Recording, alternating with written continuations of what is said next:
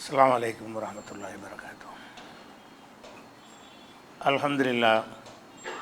அல்ஹம்துலில்லாஹி நஹ்மதுஹு வ நஸ்தஈனுஹு வ நஸ்தக்ஃபிருஹு வ நஊது பில்லாஹி மின் ஷுரூரி அன்ஃபுஸினா வ மின் ஸய்யிஆத்தி அமாலினா மன் யஹ்திஹில்லாஹு ஃபலா முதில்ல லஹு வ மன் யுضللஹு ஃபலா ஹாதிய லஹு.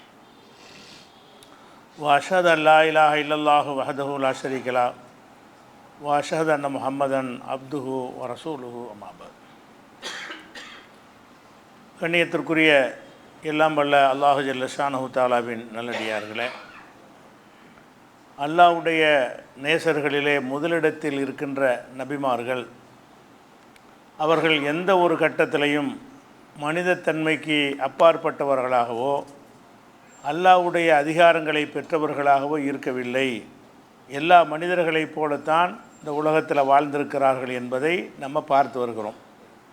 அந்த தொடர்ச்சியில் மூசா அலைஹிஸ்ஸலாம் அவர்களுக்கு அல்லாஹ் ரப்புல் ஆலமீன் பல அற்புதங்களை வழங்கியிருந்தாலும் மற்ற சந்தர்ப்பங்களிலெல்லாம் அவர்கள் எல்லா மனிதர்களைப் போலவே பலவிதமான துன்பங்களுக்கும் இன்னல்களுக்கும் உள்ளாக்கப்பட்டிருக்கிறார்கள் என்பதற்கு சான்றாக சொல்வதாக இருந்தால்,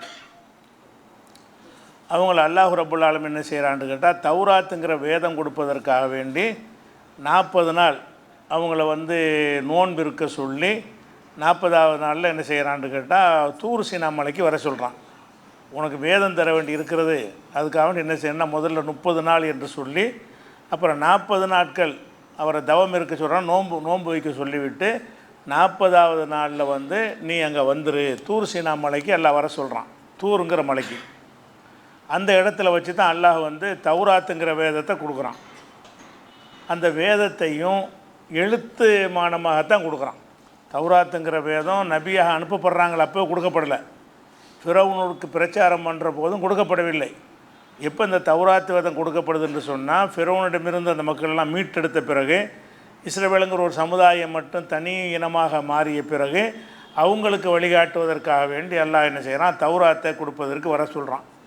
அவர் அந்த இறைவனுக்கு நோன்பு வைத்து பயணித்து போன அந்த 40 நாளைக்கு இடையில் என்ன நடக்குதுன்னு கேட்டால், அவருடைய சமுதாயம் நீங்கள் கவனமாக இருந்துக்கிறங்க, அல்லாஹ்வுடைய கட்டளை ஏற்று நான் செல்கிறேன்ட்டு போகிறார். போகும்போது அவருக்கு துணை நபி ஒன்று இருந்தது. இவருக்கு மட்டும் என்ன செய்ய, ஹாரூன்னு சொல்லி இன்னொரு நபியை வேறு அல்லாஹ் பக்கபலமாக ஆக்கியிருந்தான். அவரும் நபி, ஹாரூன் என்ற அவருடைய சகோதரரும் நபியாக அல்லாஹ் ஆக்கி வைத்திருந்தான். ஏன் ஆக்கி வைத்திருந்தான்னு கேட்டால், அவர் அல்லாஹ்ட்ட கோரிக்கை வச்சார், இறைவா எனக்கு நாக்கில் ஒரு பிரச்சனை இருக்கிறது, தெளிவாக எனக்கு எடுத்து சொல்ல முடியாது, அதனால் எனக்கு பக்கபலமாக ஹாரூனையும் நீ ஆக்குன்னு அல்லாஹ்ட்ட கேட்டதுனால ஹாரூனையும் நபியாக அல்லாஹ் ஆக்கினான். வஹாஹு ஹாரூன நபியா, அவருடைய சகோதரர் ஹாரூனையும் நபியாக ஆக்கியிருந்தோம். நபின்னு சொன்னால் ஒரு உம்மத்து தான், ஒரே சமுதாயம்தான், அதுக்கு 2 பேர் நபி. அவர் ஒரு சமுதாயம், இவர் ஒரு சமுதாயம் கிடையாது. அப்போ அந்த மாதிரி 2 நபிகள் இருக்கும்போது அவர் என்ன செய்கிறாருன்னா, வெளியே அல்லாஹ்வுடைய கட்டளை ஏற்று போகும் பொழுது ஹாரூன்ட்டு ஒப்படைச்சிட்டு போகிறார். அந்த சமுதாயத்தை நீ தான் பார்த்துக்கிறேன்னு, நான் அல்லாஹ்வுடைய கட்டளை ஏற்று வேதத்தை வாங்குவதற்காக வேண்டி நான் செல்கிறேன், நீ தான் அவங்கள பார்த்துக்கிறணும்னு சொல்லி அவங்கள பொறுப்பாளராக நியமித்து விட்டு அவர் போகிறார். இப்போ ஹாரூன் நபி வழிகாட்டுறதுக்கு அந்த மக்களுக்கு ஆள் இருக்கிறாங்க, வழிகாட்டுவதற்கு ஒரு நபி வேறு இருக்கிறார். இந்த நேரத்தில் என்ன செய்கிறாங்கன்னா, அந்த பனி இஸ்ரவேலர்கள் ஒரு காளை மாற்று சிற்பத்தை, ஒரு உலோகத்தால் செய்யப்பட்ட அந்த சிற்பத்தை என்ன செய்கிறாங்கன்னா கடவுளாக்கிடுறாங்க. அந்த சமுதாயத்தில் சாமுரைன்னு ஒருத்தர் இருந்தான். அந்த சாமுரைங்கிறவனும் இஸ்ரவேலை சேர்ந்தவனாக தான் இருந்தான். அவன் என்ன செய்கிறான்னு கேட்டால், மூசா நபியுடைய காலடி மண்ணை எடுத்து ஒரு பொற்குள்ளராக இருந்தான், அதாவது நகை செய்கிற ஒருத்தனாக இருந்தான். அவன் மாட்டு வடிவத்தில் ஒரு பொருளையெல்லாம் தயாரிச்சுக்கிட்டு என்ன செய்கிறான்னு கேட்டால், மூசா நபி காலடி மண்ணை போயிட்டார்ல, மண்ணெல்லி இது மேலே போடுறான், வாண்டு சத்தம் போடுது. அது ஏனோ அல்ல அப்படி செய்ய வச்சுருக்கான், அந்த மண்ணுக்கு அந்த சக்தி இல்லை. அப்போ எடுத்து போட்டோன்னு ஒரு சத்தம் போடுது. சத்தம் போட்டோன்னு என்ன பண்ணிட்டான்னு கேட்டால், அந்த மக்கள்லாம் கூப்பிட்டு, இங்கே தான் இறைவன் இருக்கான், அவர் தப்பான இடத்துக்கு போயிட்டுருக்கிறாரு. அவன் என்ன செஞ்சிட்டான், இறைவனை தேடி மூசா போயிட்டுருக்கிறாரு, இங்கே பாருங்கள் மாடு சத்தம் போடுது, இதுதான் இலாகு மூசா, மூசாவுடைய கடவுள் இதுதான் சொன்ன உடனே கொஞ்சமும் சிந்திக்காமல் சரின்ட்டானுங்க. அட கடவுள்னு சொன்னால் ஒரு சத்தம் வந்தால் கடவுளா? அதிசயமாக ஏதாவது ஒரு வித்தியாசமான ஒரு சவுண்டு வந்துட்டால் கடவுள் ஆயிருமா? அது பேசுமா? நம்ம கோரிக்கை நிறைவேற்றுமா? அப்படிங்கிறதெல்லாம் சிந்திச்சு பார்க்காம மறுபடியும் ஒரு சத்தம் போட சொன்னால் சத்தம் போடுமா அப்படின்னு நல்லா கேட்குறான். அவளா இரவுன்னு அல்லா எரிஜையிலையும் கவுலா, இன்னொரு தடவை எந்த ஒரு பேச்சையும் பேசாதுங்கிற மாட்டி சிந்திக்க மாட்டீங்களாடா அப்படின்னு சொல்லி என்ன செய்கிறான்னு கேட்டால் அவன் அந்த மக்கள் அதை ஏற்றுறாங்க. மூசா வந்து என்ன செய்ய இறைவனை தேடி போயிருக்கிறாரு, இறைவன் இங்கே தான் இருக்கிறான், அல்லாஹ் வந்து இந்த காளை சிற்பத்துக்குள்ளே இருக்கான்னு சொன்ன உடனே அதையே கடவுளாக்கிட்டாங்க. அவர் திரும்பி வர்ற வரைக்கும் 40 நாள் என்னவாச்சு போனார். அடுத்த நாள் இது நடக்க ஆரம்பிச்சிது. ஒரே நாளில் என்ன செஞ்சிட்டாங்க, வழிகட்டுட்டாங்க. அப்போ அதை பற்றி ஹாரூன் எவ்வளோ எடுத்து சொல்கிறாரு, இப்படிலாம் செய்யக்கூடாதுப்பா, இறைவன்லாம் அப்படி இப்படிலாம் வரமாட்டான், நீ இறைவனை தேடி தான் அவர் போயிருக்காரு, வழி தவறலாம் மாட்டார், இது எதுக்கு நீ கடவுளாக்குறேன்ட்டு அவர் எவ்வளோ சொல்லி பார்க்குறாரு. அவங்க கேட்கல. மூசா நபி போன அடுத்த செகண்டே மாறிட்டாங்க, ஒரு செகண்டில் மாறிட்டாங்கன்னு சொன்னால் அது எப்படிப்பட்ட ஒரு பாதிப்பாக இருக்கும். மூசா நபிக்கு எவ்வளோ பெரிய ஒரு பிரச்சனையாக இருக்கும். அப்போ அல்லாஹ் என்ன செய்கிறான்னு அந்த தௌராத்தை கொடுக்கும்போது அவர்கிட்ட சொல்கிறான், நீ இங்கே வந்துட்ட, அங்கே என்ன நடந்திருக்கு தெரியுமா அப்படின்னு சொல்லி இதை அல்லாஹ் சொல்லி காட்டுறான்.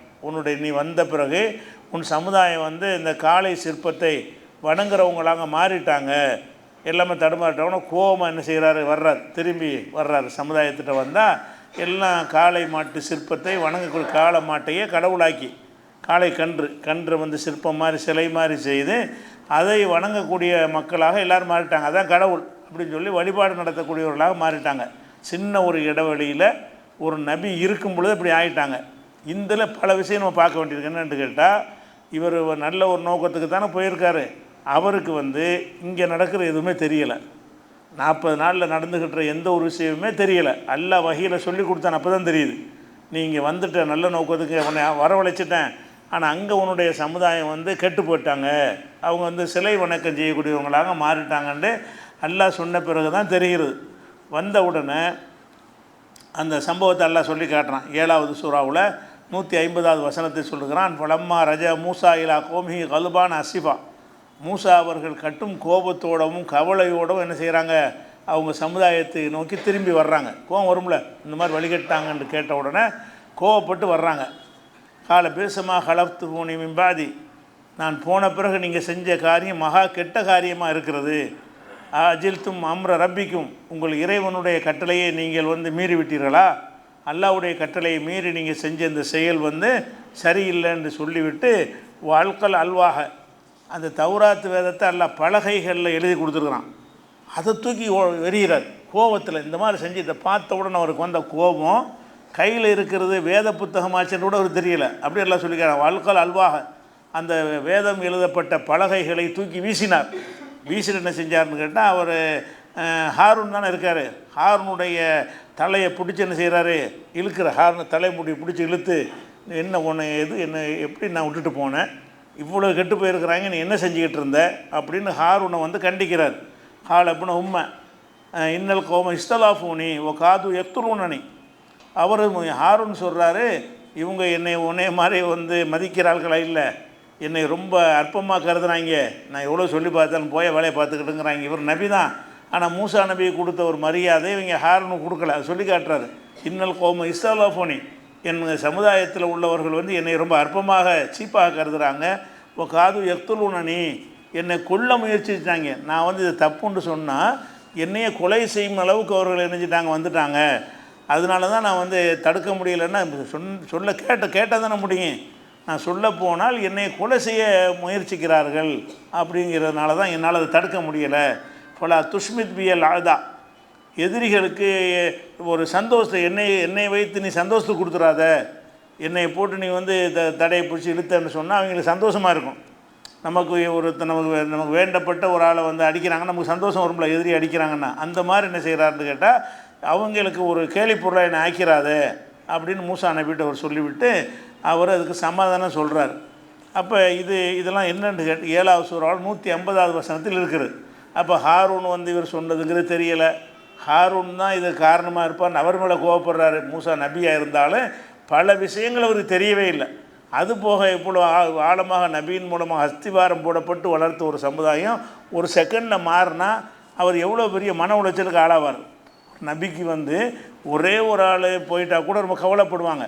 ஒருத்தர் இஸ்லாத்துக்கு வரலைங்கிற ரசூல்லா பற்றி எல்லாம் சொல்கிறான். லல்லக்க பாஹி உன் நப்சக்க அல் ஆசாரிஹிம் இல்லம் யூமினு பி ஹாதல் ஹதீஸ் அசஃபா, இந்த மார்க்கத்தை அவர்கள் ஏற்றுக்கொள்ளவில்லை என்பதற்காக வேண்டி உன்னை நீ அழித்து கொள்ள பார்க்குறாயே அப்படின்னு ரசூல்லா பார்த்து எல்லாம் கேட்குறான்.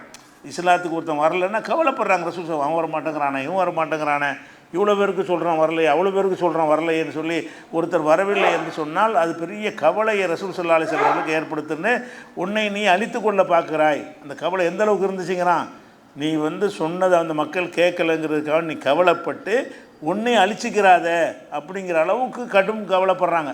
அப்போ மூசா நபிக்கு எவ்வளோ பெரிய கவலை இருக்குதுல. வந்தவங்க பூரா கம்ப்ளீட்டாக போயிட்டான்னு, அவர் ஒரு ஆளை தவிர, ஹாரூனை தவிர அவர் நபிங்கிறதுனால அவர் போக மாட்டார். பாக்கி எல்லோரும் நினைஞ்சிட்டாங்கன்னு கேட்டால் அந்த சிலை வணக்கம் செய்யக்கூடியவர்களாக மாறி போயிட்டாங்கன்னா, முஸ்லீமாக ஆகிவிட்டு முர்த்ததாக மாறினால் அது எவ்வளோ பெரிய ஒரு பாதிப்பை அவருக்கு மன ரீதியாக ஏற்படுத்தும். அந்த மாதிரி தான் இருந்தார்கள் மனிதர்கள் முறையில். அவங்களுடைய சமுதாயத்தினாலே பலவித துன்பங்களுக்கு ஆளானார்கள் என்பதை பார்க்குறோம். இதே மாதிரி இதே விஷயத்தை அல்லாஹ் 20வது சூறாவில் 86வது வசனத்திலையும் எல்லாம் சொல்லி காட்டுகிறான்.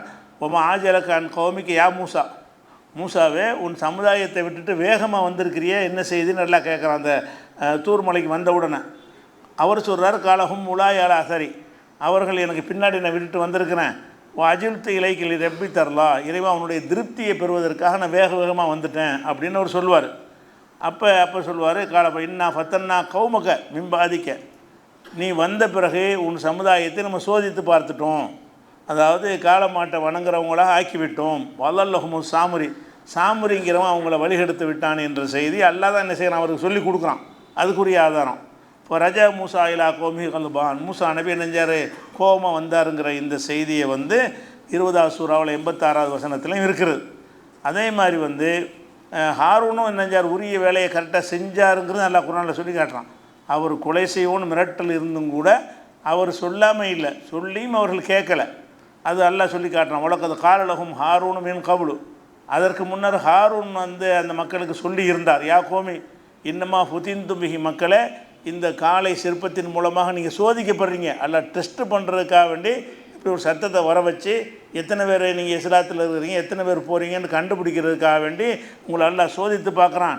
ஓ இன்ன ரப்பக்கும் ரஹ்மான் தான் உங்களுடைய இறைவன், இது அல்ல, இந்த சிலை உங்களுடைய கடவுள் கிடையாது, உங்களுடைய இறைவன் ரஹ்மான், அளவற்ற அருளாளன், அல்லாஹ் தான் இறைவன் என்று சொன்னார். ஃபத்தபிஊனி, என்னை நீங்கள் பின்பற்றுங்கள், வத்தீவு அம்ரி, என்னுடைய கட்டளை கட்டுப்படுங்கள் என்று அவர் சொல்லி பார்க்குறாரு.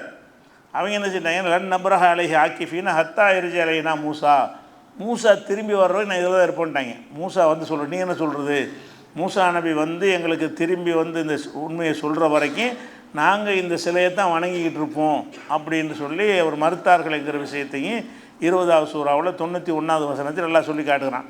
அப்போ இந்த சம்பவத்தில் நம்ம தெரிஞ்சுக்கிற விஷயம் என்னென்னு கேட்டால், ஒரு நபியால் வார்த்தெடுக்கப்பட்டவர்களாக இருந்தாலும் மாறிடுவார்கள். நம்ம என்ன நினைக்கிறோம், அவுலியா மகான்கள் இவங்கெல்லாம் அப்படி முறியீடு கொடுத்தாங்கன்னா அப்படி கெட்டவனே நல்லவன் ஆக்கிடுவாங்க, அப்படி பக்குவப்படுத்திடுவாங்க அப்படின்னா நினைக்கிறோமே, அதெல்லாம் கிடையாது என்பதற்கு இந்த மூசா நபி வரலாறு அதுக்கு தான் நல்லா சொல்லி காட்டுறான். இவர் மூசா நபியால் உருவாக்கப்பட்டவங்க எப்படி இருப்பாங்க, இன்னும் சொல்லப்போனால் இந்த மக்களுக்கு மார்க்கத்தை சொன்னவராக மட்டும் அவர் இருக்கலை, அவங்கள விடுதலை பெற செஞ்சு அந்த சமுதாயத்துக்கு விடுதலை வாங்கி கொடுத்தவராக இருந்தார். உலக ரீதியாக அவங்களுக்கு ஏதாவது ஆதாயம் கிடைச்சுன்னா ரொம்ப மரியாதையாக இருப்பாங்க. மார்க்கத்தை மட்டும் அவர் சொல்லிக் கொடுக்கல, அடிமையாக இருந்தவங்களை ஃபிரௌன்கிட்டேருந்து காப்பாற்ற செஞ்சு அவங்கள வெளியே கொண்டு ஒரு தனி சுதந்திரமான சமுதாயம் ஆக்குனதுக்கு யார் காரணம், மூசா நபியுடைய அந்த விடுதலை போர் தான் முக்கியமான காரணம். அப்படி இருந்தும் கூட என்ன செஞ்சிட்டாங்கன்னு கேட்டால் அந்த அவருடைய கொள்கையில் உறுதியாக இருக்கலை, அவங்க இஷ்டத்துக்கு மாறி போயிட்டாங்க என்பதை பார்க்குறோம். அதே மாதிரி என்ன செய்கிறாருன்னு கேட்டால், அவர் அடிக்கணும்னா செய்கிறாருன்னு வருது. ஹாரூனை பிடிச்சி என்ன செய்கிறார், தாடியெல்லாம் பிடிச்சி அடிக்கிறார் என்றெல்லாம் வருகிறது 20வது சூறாவில் 95.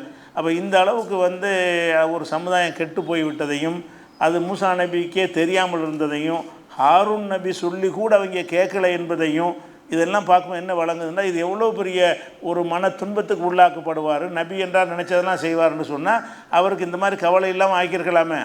அப்படி ஒரு மந்திர சக்தி படைத்தவராக அவர் இருக்கவில்லை.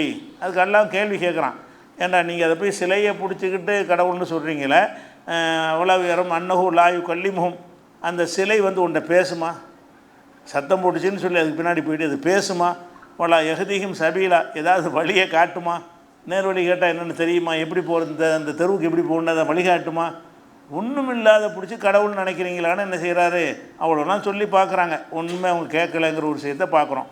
அதனால் இந்த மாதிரியான ஒரு துன்பத்திற்கு மூசா நபி ஆளான வரலாறு எதுக்கு அல்லாஹ் சொல்கிறான்னு கேட்டால், எந்த ஒரு மனிதரையும் அவங்க உள்ளத்தை பக்குவப்படுத்தக்கூடிய அதிகாரத்தை நபிமார்கள் கொடுக்கல.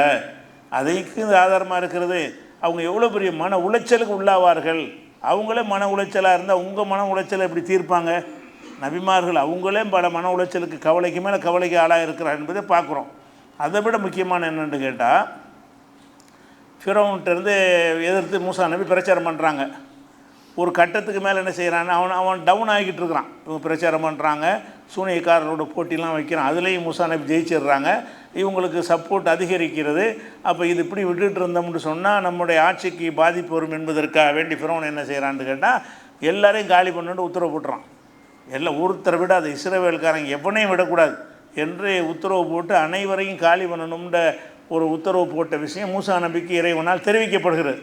உடனே என்ன செய்கிறாங்கன்னு கேட்டால், அனைத்து மக்களையும் இஸ்ரவேலில் கூப்பிட்டுட்டு நம்ம ஊரை விட்டு ஓடிடுவோம், நம்மளை மொத்தமாக அழிக்கிறதுக்கும் பிளான் பண்ணிட்டான், ஒருத்தர் விடாமல் அனைவரும் அழிப்பதாக ஃபிரௌன் பிளான் பண்ணிட்டான் என்று சொல்லி அனைவருக்கும் அவர் தகவலை தெரிவித்து என்ன செய்கிறாங்க, டோட்டலாக ஆடு மாடு கோழி இதெல்லாம் தூக்கிட்டு ஆணு பெண்ணு சின்னது பெருசு எல்லாம் என்ன செய்கிறாங்க, ஊரை விட்டு ஓடி வர்றாங்க. ஊரை விட்டுட்டு ஓடி போயிடுவோம், இந்த ஊரில் இருந்தோம்னு சொன்னால் படைகளை அனுப்பி நம்மளை கம்ப்ளீட்டாக காலி பண்ணிடுவோம். அப்படி அந்த மாதிரி நிலை வந்திருக்கு. ஒரு கட்டத்தில் ஓடுறாரு. ஓடினோன்னு என்ன செய்கிறாங்கன்னு கேட்டால், வந்தால் ஏற்றாப்புல கடல் விரட்டிக்கிட்டு வர்றான். ஓடுறாங்க. அதுக்கு கடல் இருந்தால் அவர் போய் ஓட முடியும், குறுக்கே கடல் வருது, கடலை தாண்டி தான் போகணும். அப்போ அந்த மாதிரி வரும்போது என்ன செய்கிறாங்கன்னா தடுமாறுறாங்க மக்கள்லாம். எப்படி போகிறது? இந்த பக்கம் ஃபிரௌன் விரட்டிக்கிட்டு வர்றான், அந்த பக்கம் கடல் இருக்குது, நம்ம எந்த பக்கம் தப்பிக்க முடியாத. யா மூசா இன்னால் முதரக்கும், நம்ம வசமாக மாட்டிக்கிட்டோமே மூசாவே, நம்ம சிக்கிக்கிட்டோமே அந்த மக்கள்லாம் சொல்கிறாங்க. மூசா நபி என்ன செய்கிறாங்கன்னா, கல்லா நம்ம மாட்டிக்கொள்ளவில்லை, இன்னமாய் ரப்பி சயஹதீன், என்னோட என் இறைவன் இருக்கிறான், அவன் வழி காட்டுவான், இந்த கட்டத்தில் எனக்கு வழி காட்டுவான்ங்கிறார். சொன்னபடி அல்லாஹ் என்ன செய்கிறான்னு கேட்டால், அவர் கைத்தடியினால் இந்த கடலை அடின்னு சொல்கிறான். கைத்தடியினால் கடலை அடிக்கிறாங்க. கடல் ரெண்டாக இரு மலைகளை போன்ற பிளவுகள் கொண்டதாக அது மாறி ஒரு பாதை உண்டாகிறது. காய்ந்து போன பாதை மட்டும் மாத்திரம் இல்லாமல் என்ன செய்யுது, தரை காஞ்சி தண்ணி விலகிட்ட பிறகு ஈரம் இருக்கும்ல, சகதி சேரல, அதில் ஒன்றும் கிடையாது. காய்ந்து போன தரையாக அது மாறி ஒரு இடைவெளி கடல் பிளந்தது அப்படின்னு நல்லா சொல்லி காட்டுறான். அதில் என்ன செய்கிறாங்கன்னா, மூசா நபி அவங்கள அழைச்சி காப்பாற்றி கூப்பிட்டு போகிறாங்க. இதை பார்த்தாங்கன்னா அவங்களுக்கு என்ன வரணும்? இவ்வளோ பெரிய அதிசயம் உங்கள் வாழ்க்கையில் நடந்தால் நீங்கள் எப்படி இருப்பீங்க? நம்பிக்கை ஈமான் எப்படி இருக்கும்? நம்ம சம்பவத்தை கேட்டு நம்ம அல்லாஹ்வை நம்பிக்கிட்டு இருக்கிறோம். இப்படி ஒரு அதிசயம் நமக்கு நடந்துச்சுன்னு வைங்க, கடல் பிளந்து காப்பாற்றப்படுறதுன்னு நடந்தால் நமக்கு காலத்துக்கு நம்ம நம்பிக்கை மாறுமா? அப்படியும் நடந்துருச்சுன்னு சொன்னால் கடுகளவு நம்மளை யாரும் அசைச்சு பார்க்க இயலுமா? நம்ம அல்லாஹ்வுடைய சொல்லி சொற்களை பயான கேட்டு குர்ஆன் வசனம் நம்பி நம்ம இது பண்ணிக்கிட்டு இருக்கிறோம். ஆனால் இவங்க எப்படி பார்க்குறாங்க? அல்லாஹ் ஒருத்தன் இருக்கிறாங்கிறது அப்படி கண் கூட பார்க்குறாங்க.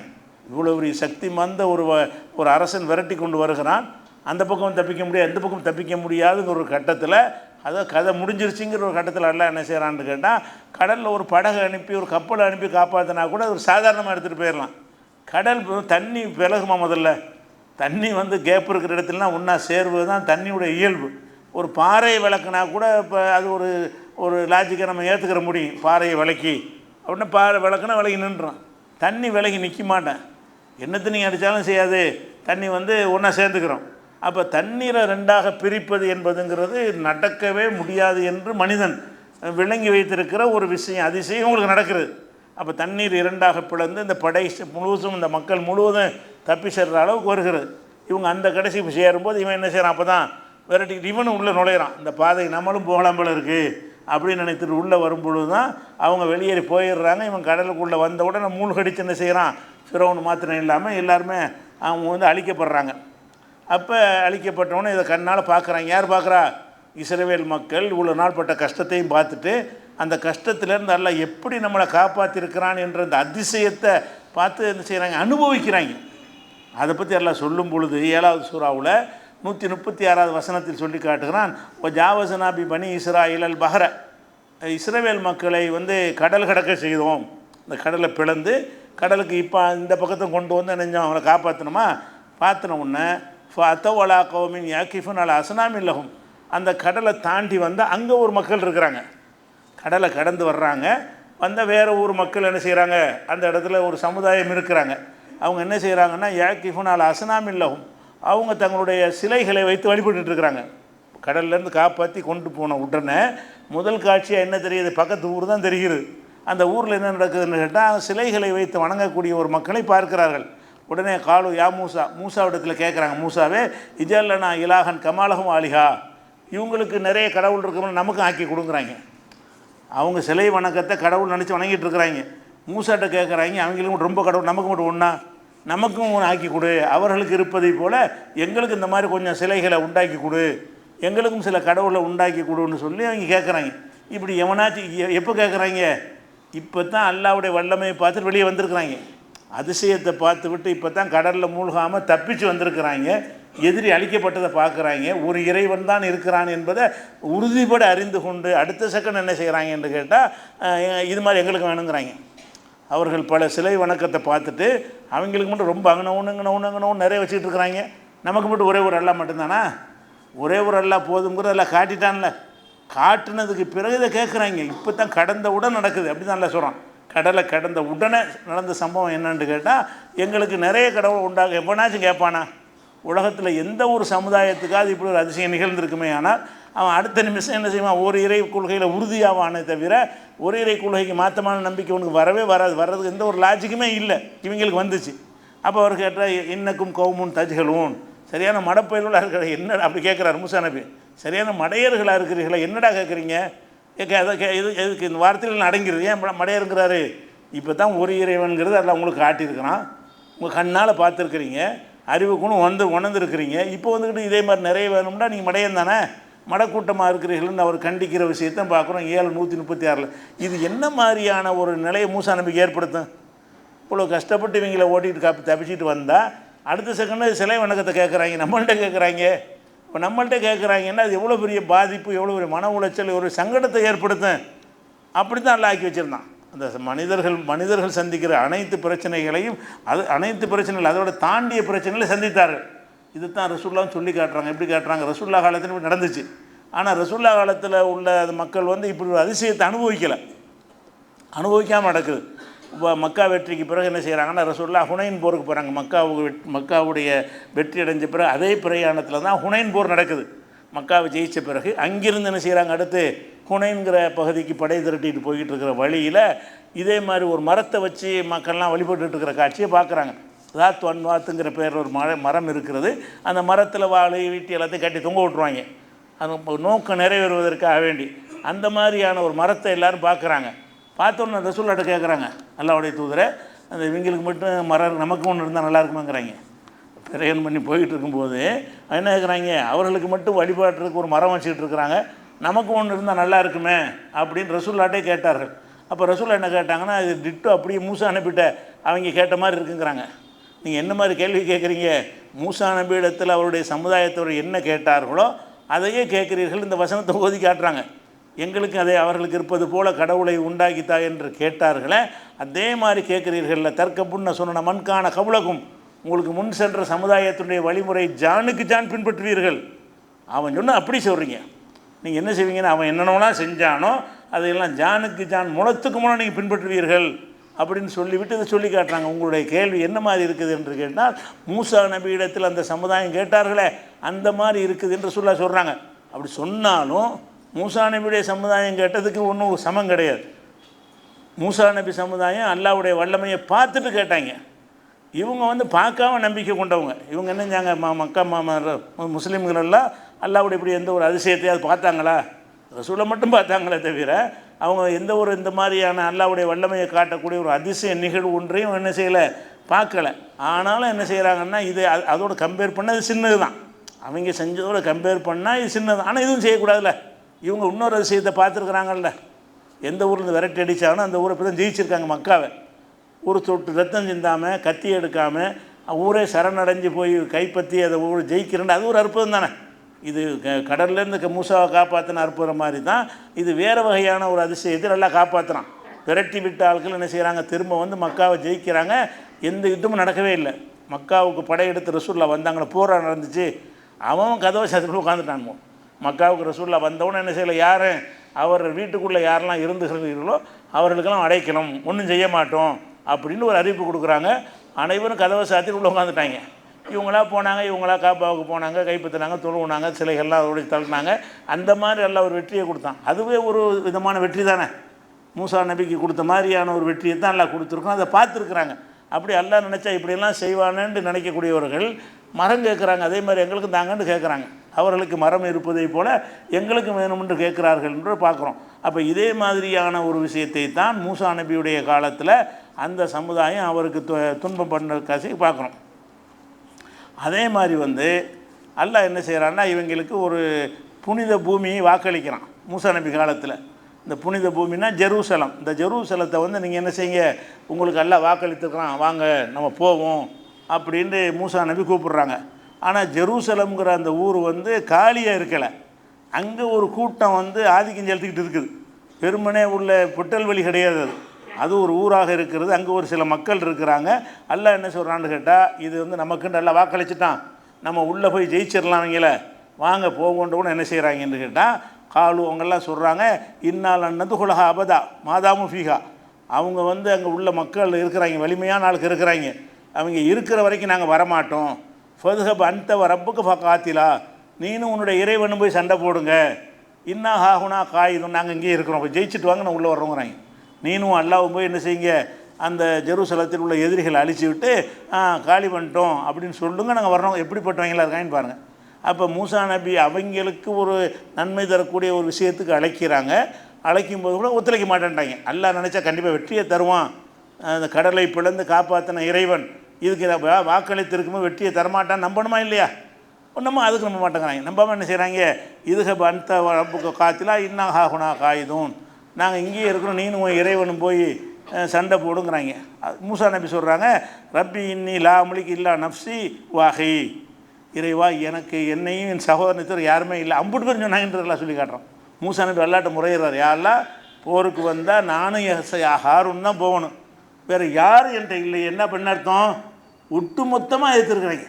ஒட்டு மொத்தமாக அந்த சமுதாயத்துக்கு ஒரு 10 பேர் 50 பேர் கூட என்ன செய்யலை, முன் வரல, இவரை தனிமையில் விட்டுட்டாங்க. அந்த மாதிரி ஃபஃபருக்கு பையனா பையனில் கோமில் ஃபாசிக்கேன், யாரெல்லாம் எங்களுக்கு இந்த கெட்ட கூட்டத்துக்கு மத்தியில் ஒரு நல்ல ஒரு ஃபைசல் பண்ணுன்னு அவங்க கேட்டாங்கன்னு வருகிறது. அப்போ இவ்வளோ பெரிய அதிசயங்களை பார்த்து விட்டு இன்னொரு கடவுள் தாண்டு கேட்குறாங்க, வாங்கடா அங்கே போய் உங்கள் புனித பூமிக்கு போவோம்னு சொன்னால் நீ போய் சண்டை பிடிச்சிட்டு வெளியேற்று நான் அப்புறமேல் வர்றோங்கிறாங்க. அப்போ இந்த மாதிரியான ஒரு இதெல்லாம் எப்படிப்பட்டதாக இருக்கும். மூசா அந்த தலைவருங்கிற பொருள் அவர் நினச்சி பார்த்தா என்ன நினைப்பார், என்னடா இது, இவங்களை நம்பி தானே வந்தோம், நான் போய் சண்டை போட வரணும், தனியாக சண்டை போட ஏழுமா, இந்த மக்களை வச்சு தானே சண்டை போடணும், இப்படி காலை வர்றாங்களேன்னு சொல்லி எவ்வளோ வேதனைப்பட்டிருப்பார். அப்போ இதுதான் மூசா நபியுடைய வரலாறில் விளங்கக்கூடிய விஷயம் என்னென்னு கேட்டால், நம்ம பட்ட மாதிரி மனிதர்கள் பட்ட மாதிரியான எல்லா கஷ்டத்தையும் மன உளைச்சலுக்கு தான் ஆளாக இருக்கிறார்கள் என்பதை பார்க்குறோம். இது குறித்து மேலும் சில விவரங்களை இன்ஷா அல்லாஹ் அடுத்தடுத்த வரத்து பார்க்கலாம்.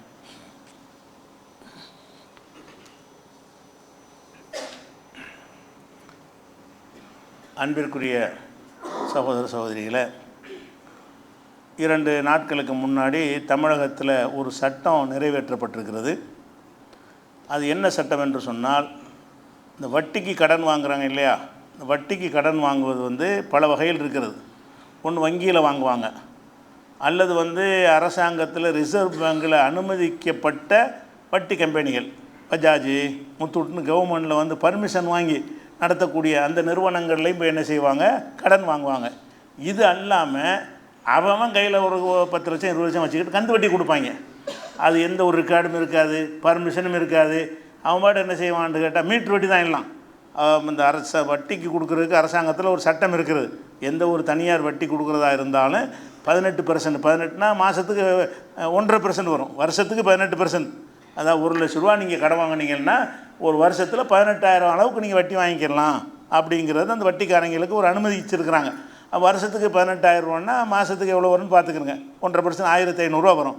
அப்போ 1 லட்ச ரூபா கடன் கொடுத்தீங்கன்னா 1 லட்ச ரூபாய்க்கு எவ்வளோ வாங்கினேன், 1,500 ரூபா தான் வட்டி வாங்கணுன்ற அளவுக்கு இருக்குது. இப்போ என்ன செய்கிறாங்கன்னா, அந்த கந்து வட்டி கும்பலெல்லாம் 1 லட்ச ரூபாயை கொடுத்துட்டு 10,000 வட்டி வாங்குறாங்க. 1 லட்ச ரூபாயை கொடுக்குறாங்க, 1,500 ரூபா மாதத்துக்கு சொல்கிறேன், 1,500 ரூபா வாங்குறதில்ல, 10,000 வட்டி கேட்குறாங்க. அந்த 10,000 வட்டி எப்படி கேட்பாங்கன்னா, கொடுக்கலன்னு சொன்னால் ரவுடிகளோடு வருவாங்க, அங்கே உள்ள பெண்களை திட்டுவாங்க, கையை பிடிச்சி பொண்ணை தூக்கிட்டு போயிடுவோம், உன் மகளை அழைச்சிட்டு போயிடுவோம், உன் பொண்டாட்டியை கடத்திட்டு போயிடுவோம். இந்த மாதிரியெல்லாம் ரவுடிகளை வச்சு மிரட்டி அந்த மாதிரியான மிரட்டலுக்கு ஆளாகி நிறைய தற்கொலை பண்ணியிருக்காங்க நம்ம மக்கள். இந்த கடனை வாங்கிட்டு கொடுக்கணும், ரவுடித்தனம் பண்ணுறவன் தான் அந்த தொழில் செய்ய முடியும். இந்த கந்து வட்டி செய்கிறவன் யாருன்னு கேட்டால் ரவுடித்தனம் பண்ணுறான், 10 ரவுடியை வச்சுருந்தா தான் இதை செய்ய முடியும். அப்போ இந்த மாதிரியான ஆள்கிட்ட தான் அதிகமாக வட்டி வாங்குறாங்க. பேங்க்லாம் வாங்குறவன் வந்துக்கிட்டு நகை நட்டு வச்சுருந்தா தான் வாங்குவான். சும்மா தருவானா பேங்கில் போய் கடன் வாங்குறா இருந்தால் அவன்கிட்ட ஏதோ சொத்து பற்றி ஏதாவது வீடு வாசல்னு கொடுத்துப்புட்டு செக்யூரிட்டி கொடுத்துட்டு தான் வாங்க முடியும். அதுக்கும் இல்லாதவன் தான் இதில் போய் மாட்டுவான். அதுக்கு வழி இல்லாத பேங்கில் போய் நீங்கள் சும்மா போய் கேட்டால் 18% தரணுண்டா கடன் தந்துடுவானா? பேங்கு தரமாட்டான். அப்போ இந்த மாதிரி ஃபைனான்ஸ் நடத்துகிறாங்களே அங்கேயே அது கிடைக்குமான்னா அதுவும் கிடைக்காது. அதெல்லாம் என்ன இருக்குன்னு அவங்களுக்கு செக்யூரிட்டி எதாவது கொடுக்கணும்.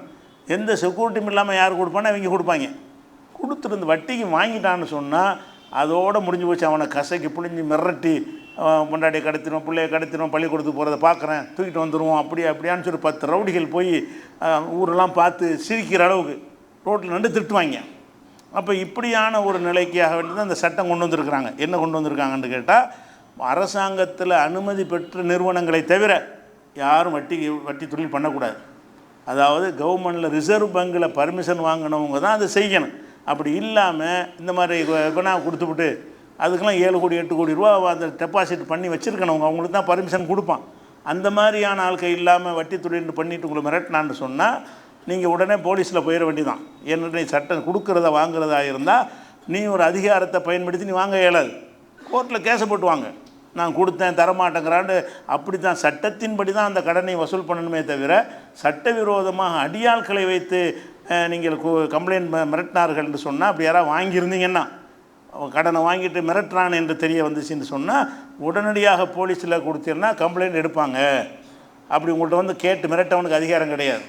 கடனை வாங்கிட்டு நீங்கள் நான் மாதம் தர்றேன்னு சொல்லி வாங்கியிருந்தாலும் சரி தான். இப்போ என்கிட்ட வசதி இல்லைப்பான்னா பேசாமல் போயிருந்தவன் அவன் எப்படி வாங்கினேன் நீதிமன்றத்தில் கேஸை போட்டு நான் இவ்வளோ ரூபா கொடுத்தேன் வாங்குறேன்னு கோர்ட்டு மூலமாக சட்டத்தின் மூலமாக அந்த நீதிபதி விசாரித்து சொத்து என்ன இருக்குது எதுக்குன்னு பார்த்து அவர் தீர்ப்பளிப்பார். அந்த மாதிரி தான் நீ வசூல் பண்ணணுமே தவிர நீ கொடுத்த கடனை வாங்குவதற்கு ஆட்களை அனுப்பி அடியாள்களை அனுப்பி மிரட்டி வாங்குறது என்பது கூடாது என்று அது ஒன்று சொல்லிட்டாங்க. இதில் தான் நிறைய பேர் மாட்டிகிட்டு இருக்கிறாங்க. இந்த மாதிரியான கந்து வட்டி கும்பலில் தான் கந்து வட்டி, மீட்ரு வட்டி, மணிக்கெலாம் வட்டி இருக்குதுங்க. ஒரு மணி நேரத்துக்கு இவ்வளோலாம் என்ன செய்கிறாங்க, வட்டி கொடுக்கக்கூடிய ஒரு கொள்ளை அடிக்கக்கூடிய நிலைமையெல்லாம் இருக்குது. அதோட சித்தர் முடிஞ்சு போச்சு, அவசரத்துக்கு மாட்டிடுறான். அப்போ அவர்களை மீட்கக்கூடிய வகையில் இந்த சட்டம் கொண்டு வந்திருக்காங்க.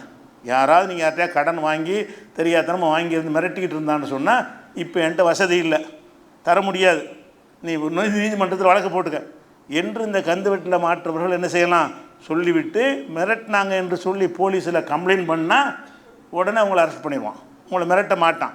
அந்த ஒரு பாதுகாப்பு தரக்கூடிய ஒரு இது 2003 ஏற்றி இருக்கிறாங்க.